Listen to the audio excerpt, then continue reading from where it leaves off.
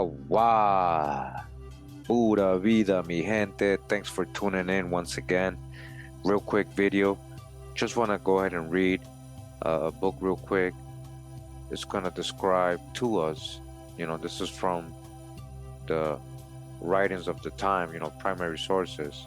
It's going to describe what Cusco, the city of Cusco, which they were calling the Inca capital, right? So-called Inca. They were the last group there. They weren't the first. But this is what it looked like at the time when the Europeans arrived, the so-called Spaniards, the conquistadors, the Holy Roman Empire. Cusco was a full city, just like a medieval city, just like a biblical city, just like a 14th or 15th or 16th century city in Europe, already thriving, a market, palaces, castles, streets, avenues, buildings, houses, everything. So allow me to just read to you a little bit, if you don't mind. Thanks for tuning in once again. I'm going to show you this map I found here. And in the map, I wanted to show you this interesting image right here, which we're going to close up real quick. But I have a better image of it. So right here, they're telling you this is Cusco's metropolis. Cusco metropolis, Peru. You see that? This is what Cusco looked like when the Spaniards got there. This is not what they built. This is what it already looked like. It had gates, you see, it had towns, palaces, buildings, and they had a big palace over here, right? With 3 walls surrounded it, right? Pay attention to that, 3 walls, all right? Go back to another image of this. This is from the Hebrew University of Jerusalem, the Jewish National University Library. Again, this is how they found Cusco when they got there, the Spaniards. Entrances or gates, and it's surrounded by a wall. So it's like kind of protected. You see it has its own buildings. It has streets. You see this, as you can see, this building over here. All right, there's already buildings here when the Spaniards got here. They didn't build it. You see this like moss looking. You see the roof of this, oval shaped. You see there's a lot of different palaces and temples. We're about to read what they saw from their first-hand account. And again, pay attention to the 3 walls right here and another palace, and you got soldiers protecting this place, right? What's interesting about that, huh? There's another depiction of that. Again, this is Cusco. It says here Cusco, a facsimile from Romicio from 1556. This is how they found Cusco again. This is the city of the Incas, the capital. This is how they found Cusco. We're about to read a little correlation about Cusco. What I was in the, shout out to Drop Nation. Shout out to Jerusalem, Con Drop. A lot of people before me that I learned from and correlated. Again, we're going to show some old clips. Just get like it's the first time. Again, America's the true old world. Just want to show you one of these gates. It says here the city gate Cusco in the historical city center. The old city gate of Cusco is part of the historical city center of Cusco during the Inca Empire. Cusco was the capital. Nowadays, it's a major tourist destination in Peru, all right? But this is one of the original gates. Again, this was already there, all right, when the Spaniards got there, as you can see from the drawing, right? As you can see from the drawing, these gates were already here. You see this gate? All right, this was already here. The Spanish didn't build this when they got there. All right, so we're going to read from this book real quick. So we're going to get into Cusco, right? Well, we're going to get into the conquest of Cusco real quick and how they described the city. The Spaniards, when they got there, how they described Cusco. It says here, history of the conquest of Mexico and history of the conquest of Peru by William H. Prescott. So we're going to go all the way to page 982 of this book. This is chapter 8. Says here, disorders in Peru marched to Cusco, encounter with the natives. Chalcuchima burned, arrival in Cusco. Description of the city, treasure found there. Says here, all thoughts were now eagerly turned towards Cusco, of which the most glowing accounts were circulated among the soldiers, and whose temples and royal palaces were represented as blazing with gold and silver. All right, the temples had gold and silver everywhere, with imaginations thus excited. Pizarro and his entire company, amounting to almost 500 men, of whom nearly a third probably were cavalry, took their departure early in September from Cajamalca, a place ever memorable as a theater of some of the most strange and sanguinary scenes recorded in history. All set forward in high spirits, the soldiers of Pizarro, from the expectation of Dublin, their present riches, and Almagro's followers from the prospect of sharing equally in the spoil with the first conquerors. The young Inca and the old chief Chalcuchima accompanied the march in their litters. They're talking about these were the other indigenous tribes that were allied with the Pizarros who were helping them. Again, they're on their march, they're on their way to Cusco to take it over. I believe they already have Atahualpa murdered, or the Inca king murdered or imprisoned. So now the people are left alone to defend on their own without their emperor. And so that's the plan. That's what they're doing right now. So we continue further down. It says, it was late in the afternoon when the conquerors came in sight of Cusco. The descendant sun was streaming his broad rays full of the imperial city, where many an altar was dedicated to his worship. The low ranges of buildings shone in his beams like so many lines of silvery light filled up the bosom of the valley, in the lower slopes of the mountains, whose shadowy forms hung darkly over the fair city, as if to shield it from the menace of profanation. It was so late that Pizarro resolved to defer his entrance till the following morning. And early on the following day, November 15, 1533, Pizarro prepared for his entrance into the Peruvian capital. The Spanish commander rode directly up the great square. It was surrounded by low piles of buildings, among which were several palaces of the Incas. One of these, erected by Inca Capital, was surmounted by a tower, while the ground floor was occupied by one or more immense halls, like those described in Cajamalca, where the Peruvian nobles held their fetes in stormy weather. These buildings afforded convenient barracks for the troops, though during the first few weeks they remained under their tents in the open plaza, with their horses picketed by their side, ready to repulse any insurrection of the inhabitants.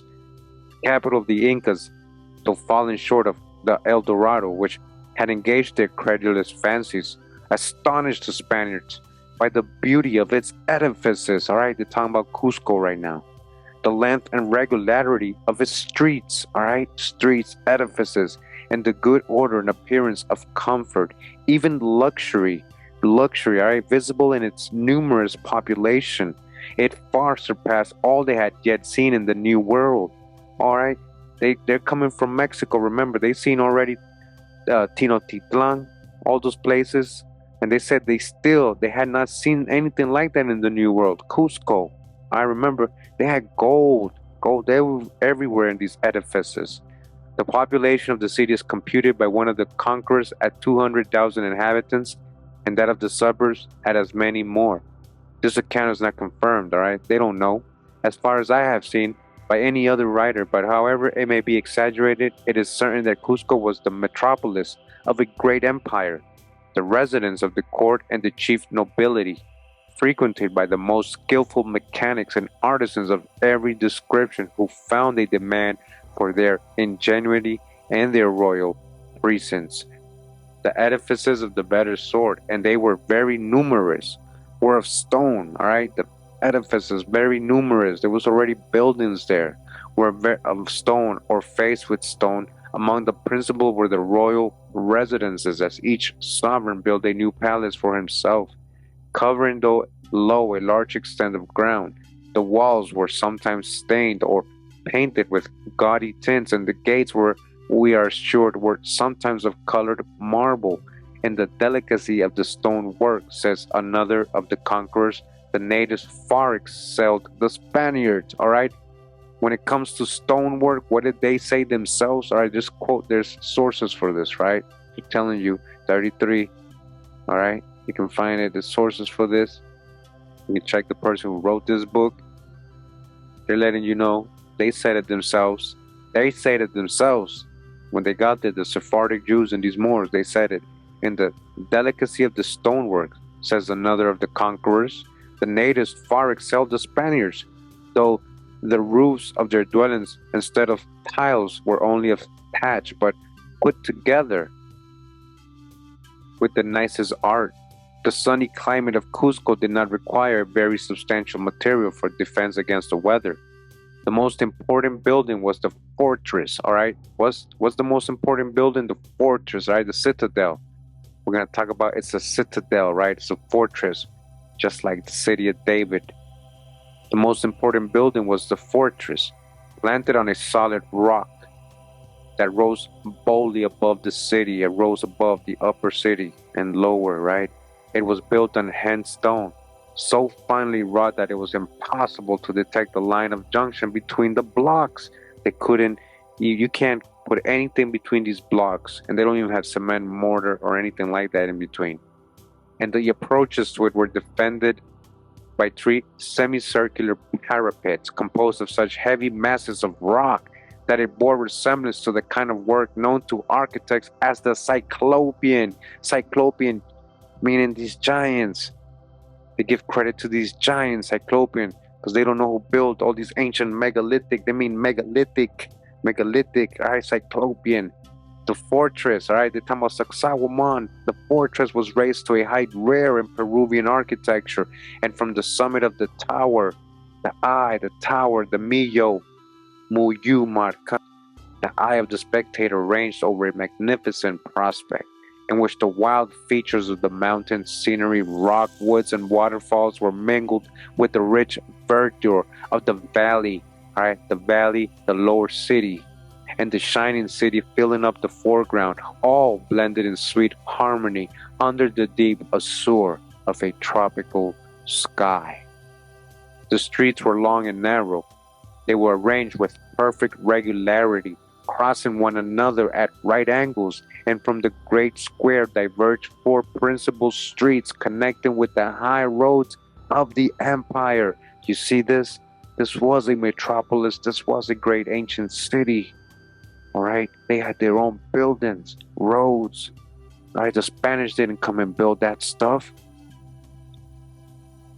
The square itself and many parts of the city were paved with fine pebble. All right, fine pebble. They were paved. The roads were paved. Through the heart of the capital ran a river of pure water, clean water, right through the middle.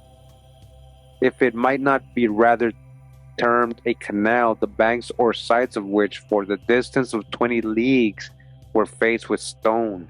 Across this stream, bridges constructed of similar broad flags were thrown at intervals so as to afford an easy communication between the different quarters of the capital. The most sumptuous edifice in Cusco in the times of the Incas was undoubtedly the great temple dedicated to the sun, which studded with gold plates, as already noticed, all right, gold plates on the walls, all right, was surrounded by convents and dormitories for the priest. Convents and dormitories for priests, all right, priests with their gardens and broad arteries sparkling with gold. Sparkling, listen, this is Cusco, all right, we're talking about where the Grand Khan was. When we're talking about Marco Polo's travels, it's going to be a future video. When we're talking about Prester John's capital where he dwelled, one of the places he dwelled. All right, we're talking about David, the city of David.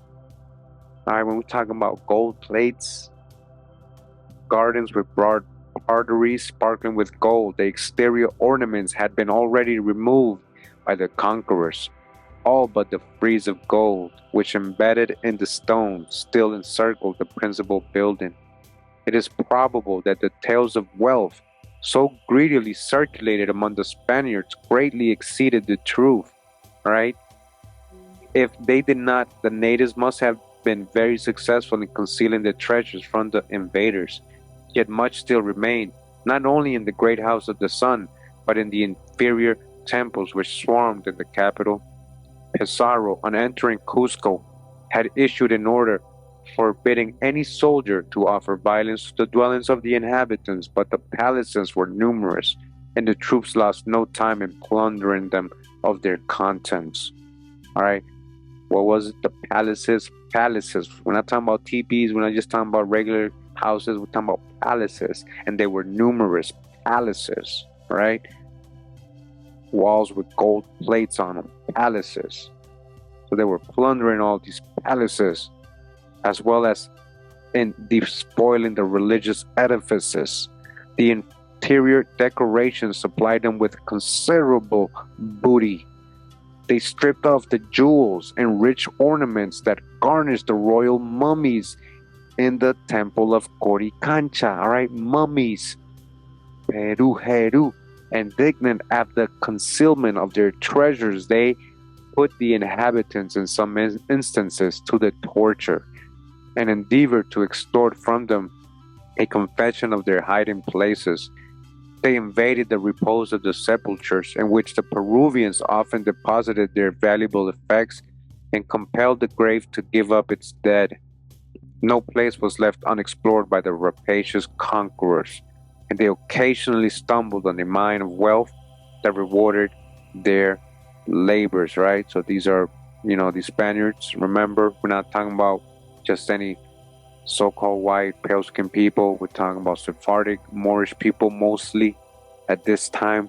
We're talking about Pizarro and De Soto and all these people. We know who they are. You got to check the genealogical background. A lot of these people were people of colors, is what I'm trying to let you know. All right? More on more war, right, is what they say. And drop nation. In a cavern near the city, they found a number of vast vases of pure gold, richly embossed with the figures of serpents, locusts, and other animals.